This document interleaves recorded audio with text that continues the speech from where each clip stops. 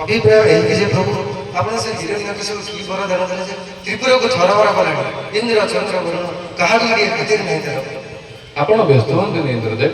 ଯେତେବେଳେ ସେ ଭଗବାନ ବିଷ୍ଣୁଙ୍କର ପରମ ଭକ୍ତ ପ୍ରହ୍ଲାଦ ଉପରେ ଅତ୍ୟାଚାର କରିବ ଭଗବାନ ନିଜେ ତାର ପ୍ରତିକାର କରିବେ। ଆପଣ ଏତେ ଚିନ୍ତିତ କାହିଁକି ହେଉଛନ୍ତି?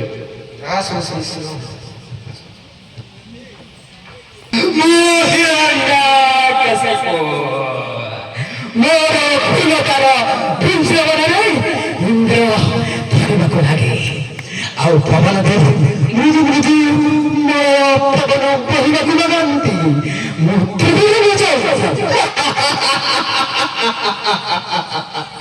ମୁଁ ଏ ପ୍ରକୃତିକୁ ନିୟନ୍ତ୍ରଣ କରିପାରେ ବ୍ରହ୍ମଦେବଙ୍କୁ ସନ୍ତୁଷ୍ଟ କରିବା ପରେ। ପୁତ୍ର ପ୍ରହ୍ଲାଦ ଆସ ପୁତ୍ର ପ୍ରହ୍ଲାଦ ତେବେ ମୁଁ ଜାଣିପାରେ କି ତମେ ତୁମର ବରେଣ୍ୟ ଶିକ୍ଷକଙ୍କ ଠାରୁ କଣ ଶ୍ରେଷ୍ଠ ଶିକ୍ଷା କରିଛ?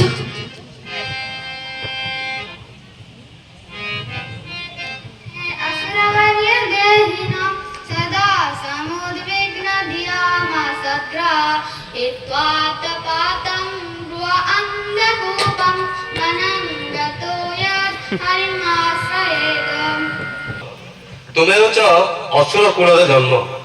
ତୋ ପିତା ଜଣେ ମହାସୁର।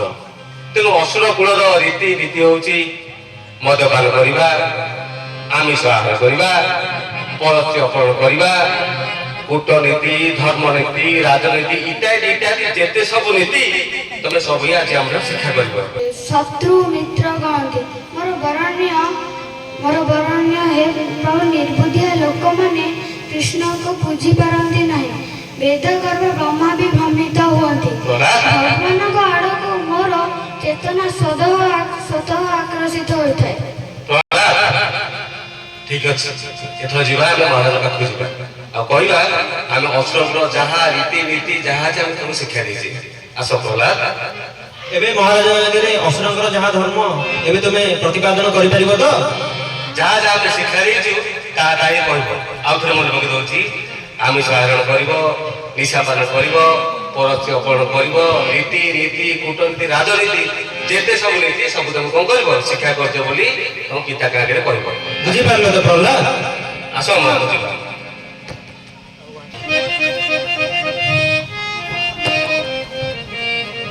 ଯଥା ଆଜ୍ଞା ମହାରାଜ।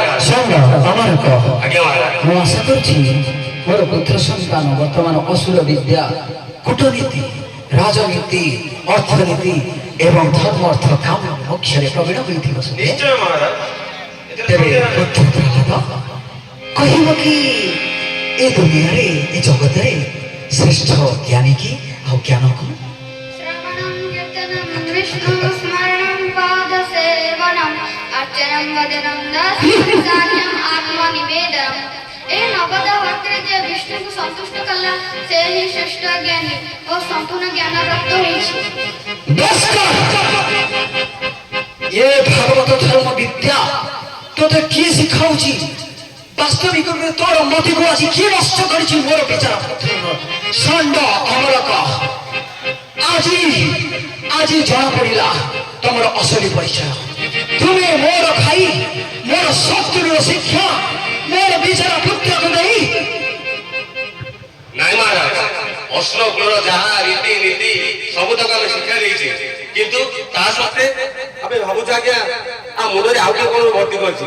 ପୁତ୍ର ପ୍ରହ୍ଲାଦ ତୁମେ କହିବ କି ତୁମର ମତି କିଭଳି ନଷ୍ଟ ହେଇଛି?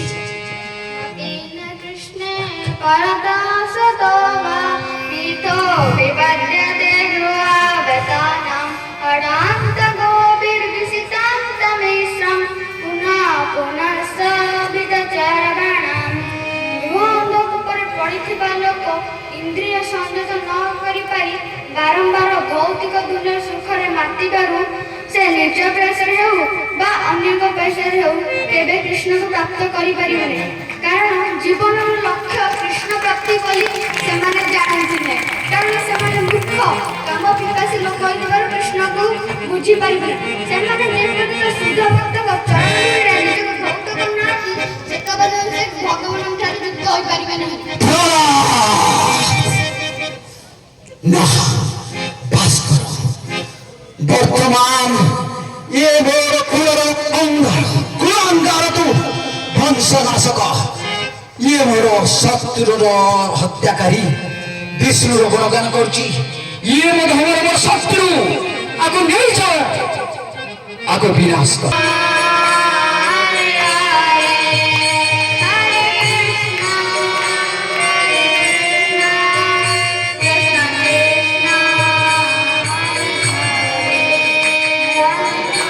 ପ୍ରହ୍ଲାଦ, ପ୍ରହ୍ଲାଦ, ଆରେ ତୁ ଏ କଣ କରୁଛୁ? ତୁ ତ ଯାହା ନିଜେ ଖରାପ ହେଇଗଲୁ, ସେ ନିଷ୍ପତ୍ତି ସିଏ ନିଜେ ନେବେ। ଠିକ କହିଛୁ ପୁତ୍ର ପ୍ରହ୍ଲାଦ, ଆପଣଙ୍କର ଆମ ଅଶୋକକୁ ନଷ୍ଟ କରିସାରିଲେଣି। ସମସ୍ତଙ୍କୁ ଖାଲି କୃଷ୍ଣ କୃଷ୍ଣ କୃଷ୍ଣ ଶିକ୍ଷା ଦେଉଛୁ। ଆଉ ମହାରାଜ, ଆପଣଙ୍କ ଆଦେଶ ଅନୁସାରେ ଆମେ ତାକୁ ପାହାଡ଼ ଉପରୁ ଫୋପାଡ଼ିଲୁ, ଶହ ଶହ ହସ୍ତିଙ୍କ ପଦ ତଳେ ଆକୁ ପକେଇଲୁ ଏବଂ ସାପମାନଙ୍କ ଗ୍ରହଣରେ ପକେଇଲୁ, ତଥାପି ଆଉ କିଛି ନଷ୍ଟ ହେଲାନି ପ୍ରଭୁ। ମୋ ପାଖରେ ଏତେ ଶକ୍ତି ଆସୁଛି। ଜୟଶ୍ରୀ ଜୟଶ୍ରୀ ଆପଣଙ୍କୁ ଶକ୍ତି ଦେଲା ବାଲା, ମତେ ଶକ୍ତି ଦେଲା ବାଲା, ସାରା ସଂସାରକୁ ଶକ୍ତି ଦେଲା ହଉଛି ବଡ଼ ପ୍ରିୟ ଭଗବାନ ବିଷ୍ଣୁ। ଆଚ୍ଛା, ତ ଭଗବାନ ବିଷ୍ଣୁ ସର୍ବବିଦ୍ୟମାନ, সকল হৃদয় অশান্তি, কোন অনুকরণে বাস করছেন? আচ্ছা, କହିଲୁ ଦେଖି, ଏ ଯୋଉ ଆମର ଏଇ ଯୋଉ ସ୍ତମ୍ଭଟି ଦେଖୁଛୁ, ଏ ସ୍ତମ୍ଭରେ ବି ତ ବିଷ୍ଣୁ ଅଛନ୍ତି। ନିଶ୍ଚୟ, ହଁ ନିଶ୍ଚୟ ଅଛନ୍ତି। ତଦାର ପ୍ରହାରରେ ମୁଁ କିଭଳି ଖାନ ଖାନ କରିଦଉଛି।